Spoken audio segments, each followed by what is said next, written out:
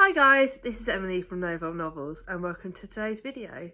This is my TBR Jar books 2023. Yes, I'm doing the TBR Jar again.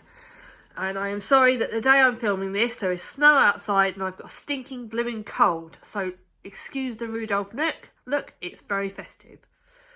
This will not be a long video because I feel like rubbish. So I just wanted to get this done. Show you all the books that I've chosen for 2023. I have been a bit different this year because I've got less non-fiction and less thrillers. So I've chosen one non-fiction, one thriller, one YA, one middle grade, two classics, and I think 3 of historical fiction and 3 contemporary. I think that's right.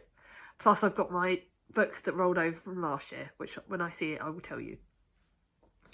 I'll tell you a little bit about each book and why I've put it on the wish list. This year, I've been a bit more funny about it because I've picked books I actually really want to read rather than ones that would be left on my shelf if they didn't, like a self-destruct one. So, let's get on. I'm sorry if I'm wiping my nose at all in this video, but you do not want anything else. So, the first book is a book that I've had on my shelves for quite a while, and that is On the Come Up by Angie Thomas. I've read The Hate You Give, which I loved. I've read Concrete Rose, which I enjoyed. And this is the second one, so I've not read it in order. And this is about 16-year-old Brie who wants to be one of the greatest rappers of all time. It's hard to get your come up though when you're labelled trouble at school and your fridge at home is empty after your mum loses her job. But Brie's success is all that stands between her and her family's homelessness. So she doesn't just want to make it, she has to make it. So as I'm doing this, I'm going to write it down. There, so this is also saving me time. I'm trying to think ahead, guys, because I've got so much to do at the moment, it's ridiculous. So that's the first one. Now I think I've got my 3 contemporaries actually here now. I'm not in order at all. This is the next one. It's a contemporary I bought this year. And this is how it's good. This is how it always is. And this is a quite an informative book as well as a YA. This is the story of a family, Rosie, Penn and their 5 boys. The days are full of drama, laughter, tears, friendship, family, and all of it making order out of chaos. Then the youngest boy tells his parents that he wants to be when he grows up, what he wants to be when he grows up: a chef, a vet, a dinosaur, a farmer, a scientist, a girl. When little Claude puts on her skirt and calls herself Poppy, her family love her just as much as ever. But it's not going to be that simple for everyone. I think for me this is quite an informative book, and I think it's the one that I think will help quite a few people. So I thought if I read it, I'll be able to tell you a lot and see if there's anything I can help other people. But it looks really interesting as well. So this is one that I think will be really good, and I want to have a reason to read it. So this is You guys do not want to see my bad handwriting because my handwriting is blooming awful. Then another book, I think I picked this up this year from the charity shop, but it looks so fun. And it's Robin Lee. I thought it was historical fiction, but it's actually a contemporary. And it's The Idea of You, and it actually has good reviews on Instagram, on Goodreads.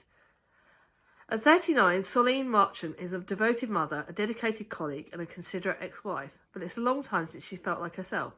So when someone comes along who seems to see her, to want her for who she really is, the attraction is instant. So begins a jet-setting, earth-shattering secret love affair.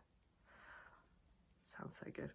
I just really like the idea of that one. I don't know why, that one's really jumping out at me.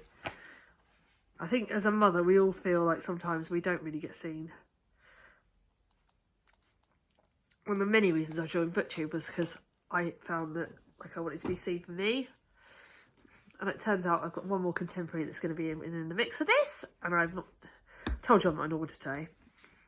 The next one is my non-fiction book called The Volunteer, which is about the true stories of the resistance hero who infiltrated Auschwitz.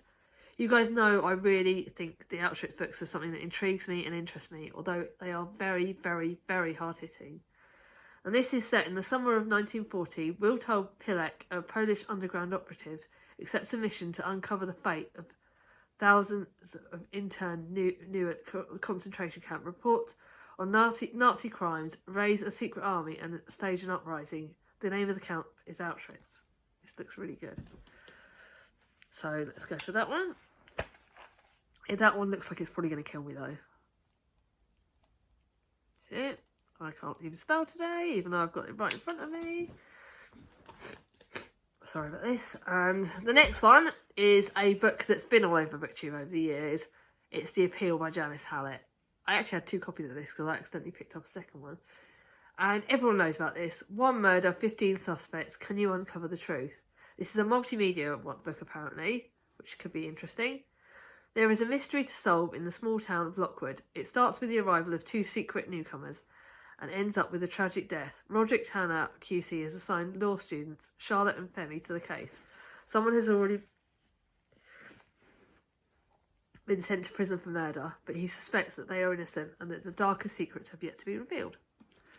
That looks very good. Charlie from Charles Heathcote really liked it, but some people didn't. So I'm hoping I do like it. Then the final contemporary, and it's one by an author I really enjoy, but I have been a bit hit and miss with them.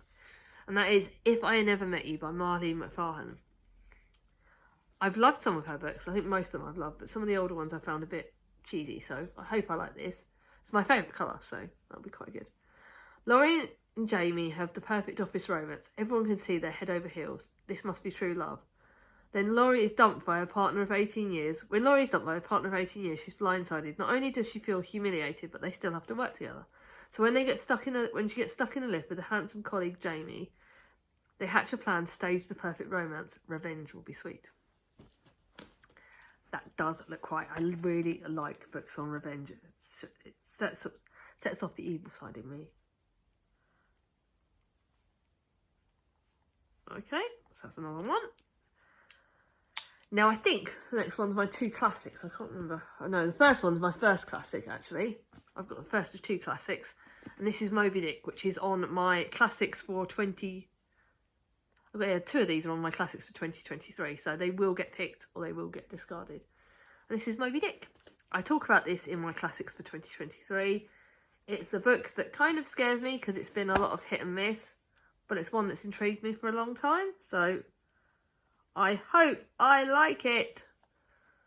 It's apparently set in some deranged whaling captain and his obsessive voyage to find the great white whale who ripped off his leg. Then ripped off his leg. Hopefully I like it. Then the next one is one that I am really, really excited about. Oh, I've realised I've put Moby Dick's up there anyway.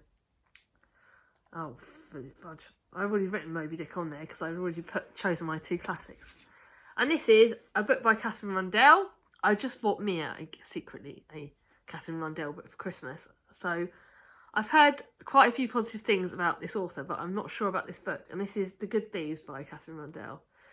When Vita's grandfather is cheated out of everything he owns, she is determined to set things right. So with the help of 3 very unusual children, she puts together a death-defying plan that will take them all on a wild adventure across New York City. Fingers crossed I like it. Next one is one of my 3 historical fictions, actually. Yeah.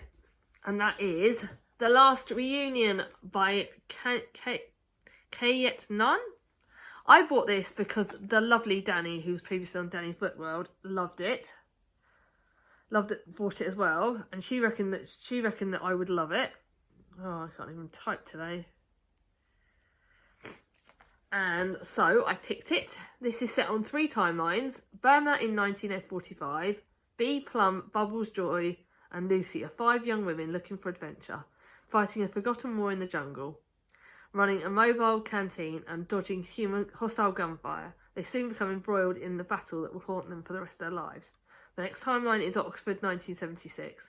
In the height of an impossibly hot English summer, the woman slips into the museum and steals several rare Japanese miniature sculptures. Despite a reward being offered, these exquisitely detailed carvings are never seen again. And then London and Galway, 1999. On the eve of the millennium, Olivia, an art dealer's assistant, meets elderly widow Beatrix, who's obviously in the first timeline, who is hoping to sell her husband's collection of Japanese art. When they attend the New Year's party in the Irish countryside, secrets kept for more than 50 years will be spilled. This looks so, so good. Now the next one is by an author who I have loved previously, but this is her first book that I believe is historical fiction. I think I talked about Out the Window. I talked about it when I did my telephone cover book tag, because it's got a stunning cover. This is The Girl at the Window by Rowan Coleman. I'm not entirely sure it's historical fiction, but apparently it is. Pondland Hall is a centuries-old house on the Yorkshire moors. A magical place full of stories. It's also where Trudy Heaton grew up and where she ran away from. Now, after the devastating loss of her husband, she is returning home with her young son Will, who refuses to believe that his father is dead. While Trudy will do all her best for her husband, she must also attempt to build bridges with her eccentric mother. And then there is the hall itself, fallen into disrepair by the generations of lives and love, even in the echoes of the past. I hope I like this. It looks really good. And then the final historical fiction book is The Lilac Girls. It's actually not The Lilac Girls, it's Lilac Girls, and that's by Martha Hall Kelly, and it's a novel. It was all over BookTube a while ago. Right, hang on a minute. And I think Christoph from Books and Jams really liked it. It is historical fiction. It has got the most gorgeous, look at that, pages. And again, it's a wartime book again, but this is based on a real life story of a New York socialite who championed a group of concentration camp survivors known as the Rabbits. This acclaimed debut novel reveals a story of love, redemption, and terrible secrets that were hidden for decades. Caroline Faraday is a former Broadway actress and liaison to the French consulate, whose life is forever changed when Hitler's army invades Poland in September 1939, and then sets its sights on France. An ocean away from Caroline, Kazia Kazimierz, a Polish teenager, sinks deeper into a role as courier for the underground resistance movement. In Germany, Hertha Oberheiser, I can't say these words, a young doctor answers an ad for the government medical position, only to find herself trapped in a male-dominated realm of Nazi secrets and power. This will be very hard-hitting, but looks very good. Then another book that is on my books doodah, and that is Dark Road to Candlefoot by Trilogy. This was on my classics for 2023. It's a short but sweet book, but it's one that I've had on my TBR for ages, so I need to get to it. Oh, nearly done. Sorry about this. I look great today, eh? And then lastly, a book that was carried over from my TBR jar last year, and that is Blackbird, A Childhood Lost and Found. This is a non-fiction book set about an ordinary girl growing up in the 1970s, an extraordinary circumstance of a childhood lost and found. Again, I hope this gets read this year, because if it doesn't get read this year, it gets binned. So that's the way it is. That is all my TBR jar books. I'm sorry I do not look as great as everything, and I'm sorry. If you want to hear more about any of these TBR jar books, please let me know down below. Are there any that you're really excited about me getting to? Let me know. I'd love to hear. And thank you all for being amazing. This is the start of one of many exciting videos planned for my plans for 2023, which I hope will be a better year. If you like this video, give it a thumbs up. If you're new to my channel and not subscribed yet, ring on my ding-a-ling, and I'll see you all soon. Bye-bye.